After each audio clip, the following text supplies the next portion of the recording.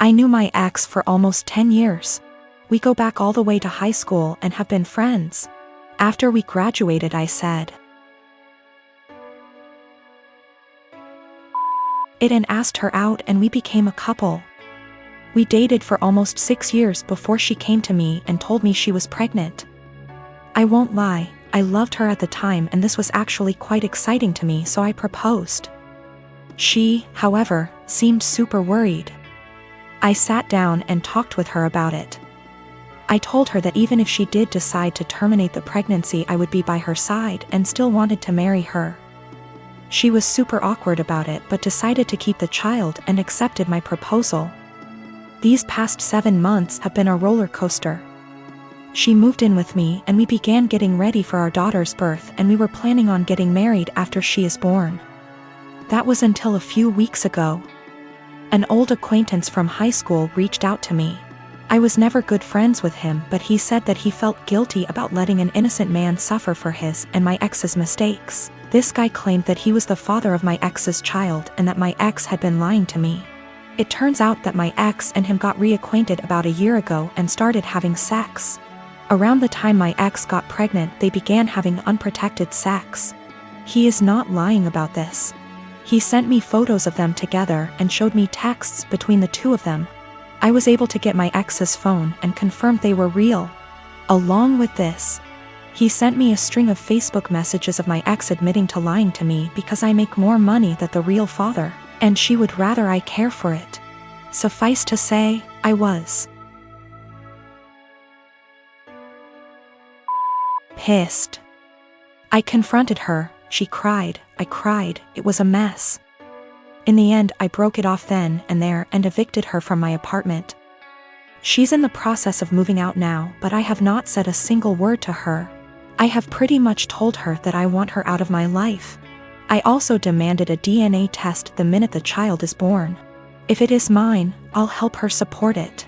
If not, then I am never seeing her again. I've been cold to her. Her and her parents has tried multiple times to work it out with me, but I've refused any contact with them. At one point she got all of her friends together to try to talk to me, and I kicked them out of the apartment with threats of calling the police. Anytime she's tried to reconcile, I've shut it down. My friends are saying I'm in wrong here. According to them, she's pregnant, and because of that I should at least be helping her till the baby is born, even if it isn't mine. I disagree fully. But I could be wrong. So, right now I'm in kinda a shitty situation. I've been treating my ex-fiancé pretty cold and demanding a paternity test for the child she's carrying. All of my friends are saying I'm being a major asshole, but I don't feel that way. I had a 1967 Impala 4-door that I bought in February 2019. A couple months ago I bought my first house that had a 2.5 car garage. I moved the car in and started tearing it down for a complete restoration. I had the body in one bay and the chassis in another, plus the whole garage filled with parts. About 2 months ago my girlfriend came to live with me during this whole crisis, and the whole time has hated that car. She wants to park in the garage, but I have 2 acres of land with a lot of nice places to park under shady trees, or hell, even in the barn if it has to be inside. I tell her tough luck, it's my house and it's not like I can just throw it back together real quick. Anyways, I was out of town for a couple days on a business trip for the small local company I work for. When I got back, my girlfriend was all smiles. Making me food all the time, doing all the chores, all that. I thought maybe she just was happy to have me home, but then I realized that I didn't see her car in its usual spot. I asked her where she parked so I could make sure I mow that area and keep it clean, and she said not to worry because she parked in the garage. I asked how, and she told me to go check it out.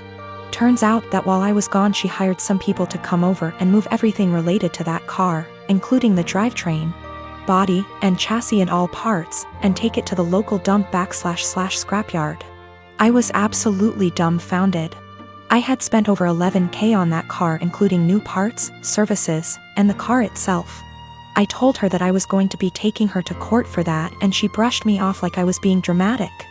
I told her that it's done between us and to pack her things and leave. I admit I was really angry, but I did end up getting a lawyer. And as I have all the receipts for all that money spent, and I have her on my house's security cam footage letting the guys in and watching them take it all, I think I can win. Her family and friends are absolutely blowing me up, saying it's just a stupid old piece of junk, and that she cannot pay back all that money I spent, and that I should just let it go.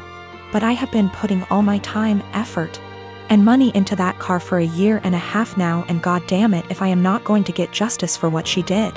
I got a call from her mom about 20 minutes ago, and she told me that I was ruining her daughter's life over a stupid car. I told her she ruined her own life. I've been gathering documentation and stuff, and I'm about to head down to the police station and file a report, as suggested by Lots here. Went to the police station last night, was told to come back in the morning.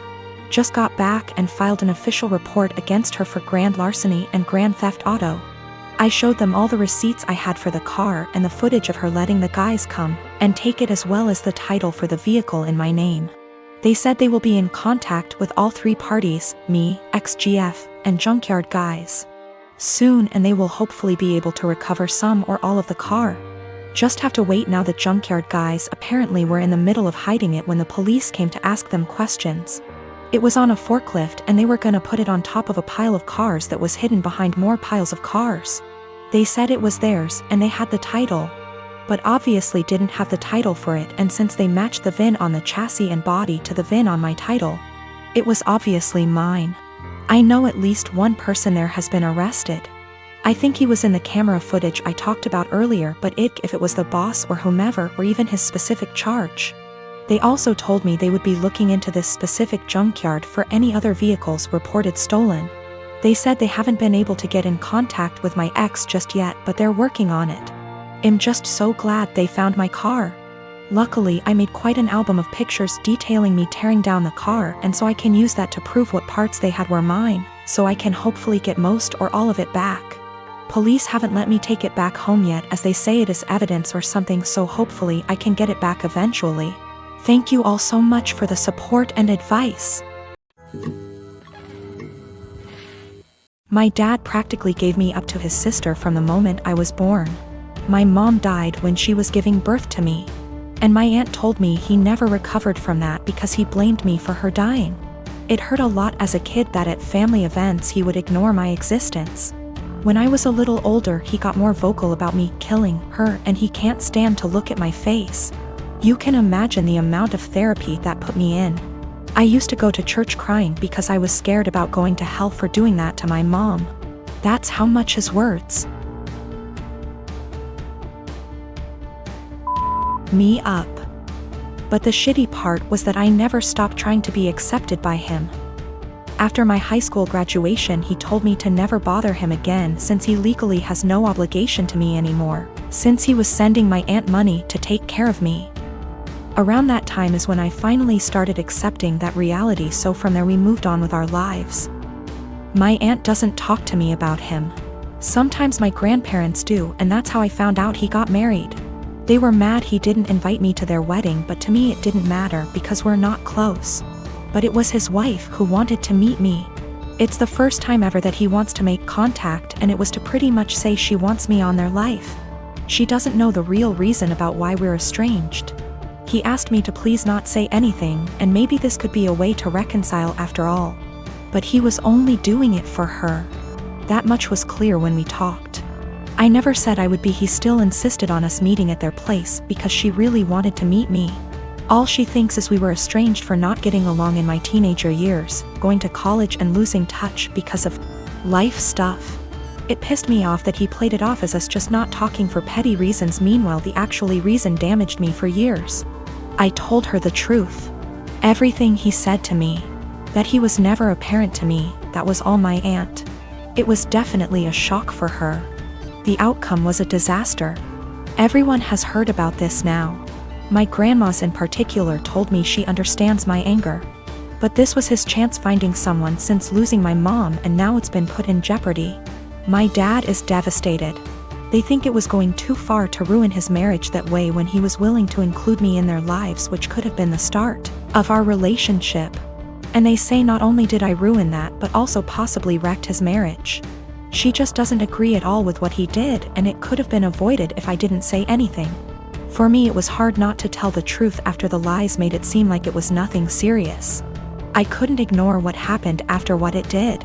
Ick if it was the right call since it put their whole marriage at risk after all. I am a 35 years old female. I don't have the best relationship with my husband's mom. Since day one she tried to make remarks and compare me to her. She then tried to get on my good side and started overly praising everything I do and sometimes even copying me, like that one time when she dyed her hair purple just like mine, and when everyone pointed out how ridiculous she looked. She actually blamed me and accused me of trying to make a joke out of her. So, anyways, my husband and I took 2 weeks off work to go visit some places out of the country, tourism in other words. Thing is, I was the one who saved up for and arranged for the trip. My husband was responsible for booking the tickets. My husband's mom wanted to come along and threw temper tantrums when I said no. She called, texted, sent people to talk to me into letting her come. Even threatened to call the police and make some complaint up to get us to stay if she can't come. My husband said we should just take her, but I told him he was wrong to tell her about the trip in the first place. He gave me an ultimatum. Said he wouldn't go if she can't come, and I told him I'd gladly call his bluff, which made him take his words back and say, fine. I will tell her to stop it because we won't take her. Things got quieter, suspiciously quieter. The day of the trip came and we got to the airport at 2 p.m.